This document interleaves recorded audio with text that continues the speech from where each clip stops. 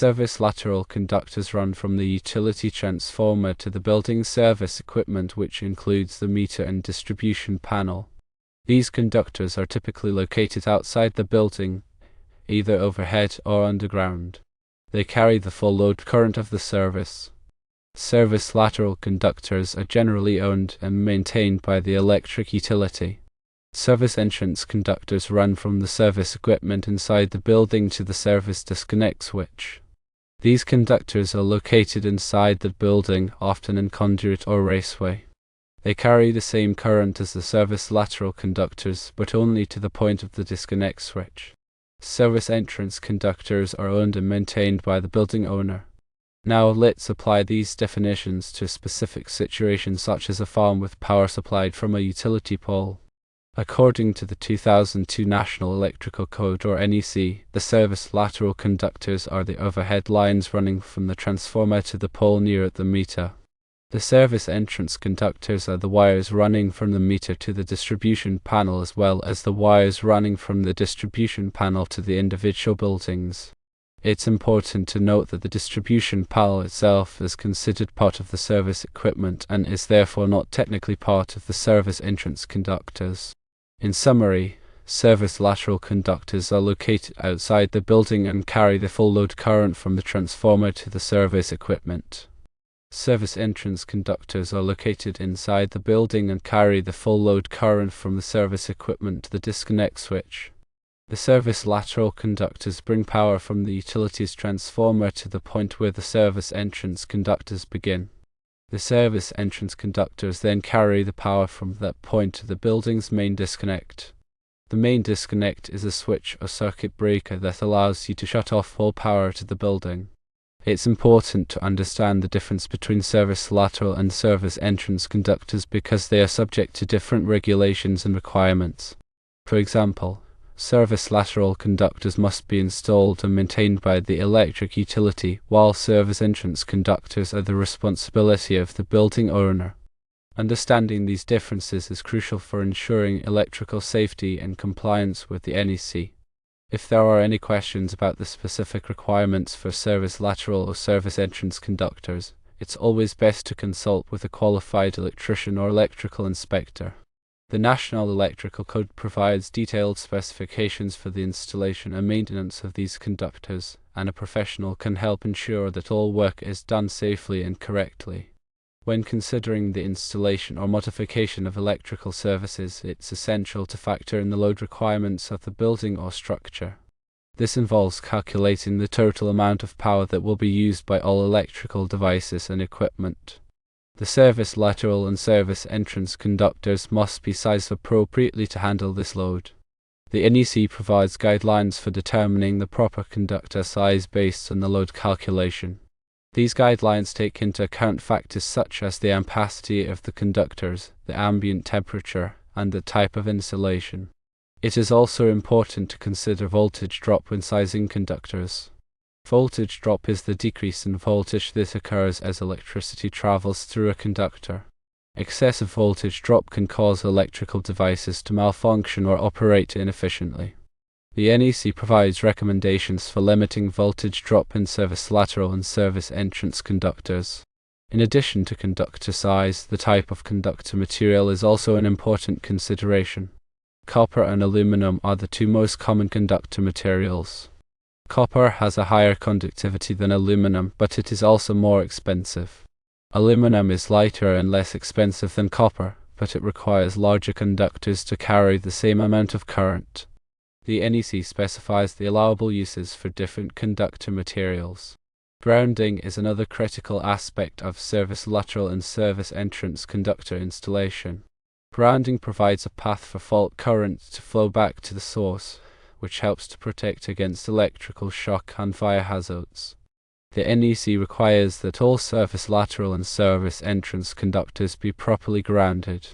This typically involves connecting the conductors to a grounding electrode, such as a ground rod or a metal water pipe. Overcurrent protection is also essential for service lateral and service entrance conductors. Overcurrent protection devices, such as circuit breakers and fuses, are designed to interrupt the flow of current in the event of an overload or short circuit. The NEC requires that all service lateral and service entrance conductors be protected by overcurrent devices. The size and type of overcurrent device must be appropriate for the conductor size and the load requirements. Surge protection is another important consideration, especially in areas that are prone to lightning strikes or power surges. Surge protection devices are designed to protect electrical equipment from damage caused by voltage spikes. The NEC recommends the use of surge protection devices in service entrances. Proper installation techniques are crucial for ensuring the safety and reliability of service lateral and service entrance conductors. These techniques include proper splicing, termination, and support of conductors.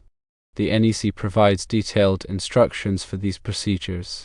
Regular inspection and maintenance of service lateral and service entrance conductors are also important. This includes checking for signs of damage, such as cracks, corrosion, or loose connections. Any damage to a worn conductor should be replaced immediately. It is also important to keep the area around service lateral and service entrance conductors clear of obstructions such as trees, bushes, and debris. These obstructions can interfere with the proper operation of the conductors and can create a fire hazard.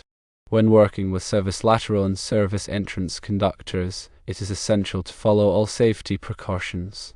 This includes wearing appropriate personal protective equipment, such as gloves and safety glasses. It is also important to de-energize the conductors before working on them. If you are not qualified to work on service lateral and service entrance conductors, it is best to hire a qualified electrician. Working with electricity can be dangerous, and it is important to take all necessary precautions to avoid injury. The NEC is a comprehensive set of standards that governs the safe installation and maintenance of electrical systems. It is updated every 3 years to reflect the latest advancements in electrical technology and safety practices. It is important to stay up to date on the latest NEC requirements to ensure that electrical systems are installed and maintained safely and correctly. Many local jurisdictions also have their own electrical codes, which may be more stringent than the NEC. It is important to check with the local authorities to determine the applicable electrical codes in your area. The proper selection, installation, and maintenance of service lateral and service entrance conductors are essential for ensuring the safe and reliable delivery of electricity to buildings and structures.